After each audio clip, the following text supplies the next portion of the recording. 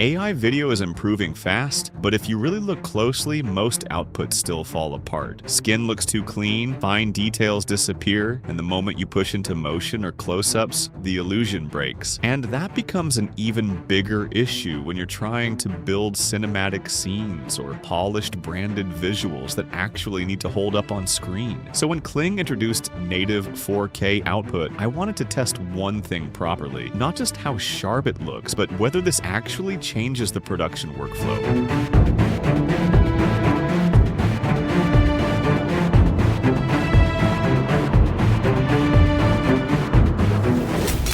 Right now, I'm inside Kling, and even on the homepage, the direction is clear. Native 4K, one-click output. That sounds like a simple update, but it removes an entire layer of complexity. Before this, getting 4K meant generating lower resolution footage, exporting, upscaling elsewhere, and fixing artifacts. Now it's simple. Generate once and you're done. A big shift when you're trying to produce film-grade scenes or commercial-quality visuals without an external post-production pipeline. I go into video generation and select Video 3.0. This is the latest model with better consistency, native audio, and support for multi-shot storytelling. That last part changes how you build scenes. Instead of writing one long prompt and hoping the AI understands everything, I switch on custom multi-shot. Now I can structure the sequence. Shot 1, 2 seconds. Shot 2, 3 seconds. Each part has its own role. This feels much closer to real scene construction, where every shot is intentional. You start treating the output more like an actual cinematic sequence instead of a random generated clip. Once the structure is ready, I open the settings panel. You still have 720p and 1080p, but now there's native 4K. And this is important. This is not post-processing or upscaling. The detail is generated directly. I set it to 4K, keep the frame at 16:9, extend the duration, and generate multiple outputs to compare. When the result comes back, I start with the hardest test, humans. This is where most AI breaks, but here you start seeing real micro detail. Skin texture, subtle reflections, facial hair, and smoother light transitions all hold up better. Native 4K makes a visible difference because the detail isn't guessed later, it's created from the start. And when you're building dramatic close-up film shots, that realism matters. If you compare this with lower resolutions, the gap is obvious. At 720p, everything feels soft. At 1080p, it's cleaner but still flat. At 4K, the image gains depth. Faces feel grounded, lighting behaves more naturally, and fine details remain stable in motion. Then I move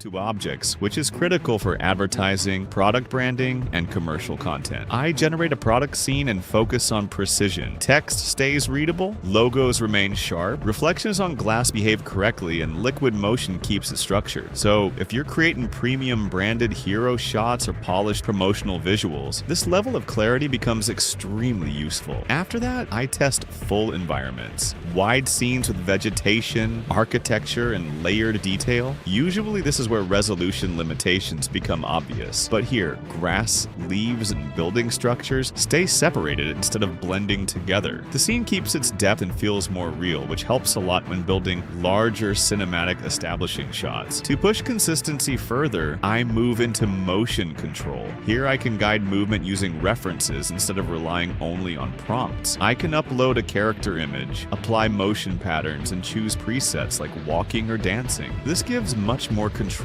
across frames, especially when you need repeatable results for narrative scenes or branded character campaigns. Then there's Kling Canvas, which connects everything into a more complete workflow. Instead of just generating clips, you can start from an idea, build a storyboard, and move toward final scenes without leaving the platform. It turns the process into something structured, not fragmented, much closer to how short film concepts and commercial sequences are actually developed. This also ties directly into Kling Team Plan 2.0. Instead of exporting files and passing them around, everything stays inside a shared workspace. Assets can be reused, iterations happen in place, and permissions control collaboration. This makes a big difference when you're working on branded campaigns or larger creative productions. So the workflow becomes much simpler. You start with an idea, break it into shots, generate everything directly in 4K, and export without external tools. No upscaling, no no complex pipeline, no switching between platforms. And that's where the real shift happens. You can create cinematic scenes, product visuals, branded commercials, or full short-form content with realistic humans, detailed objects, and complete environments, all inside one system in production-ready quality. Kling 3.0 was already a strong model, but with native 4K output, it moves into a different category. Not just AI generation, but a more complete film and commercial production tool. If you want to test it yourself, you can check the link in the description. And if you're serious about creating high-quality AI video, this is definitely worth exploring.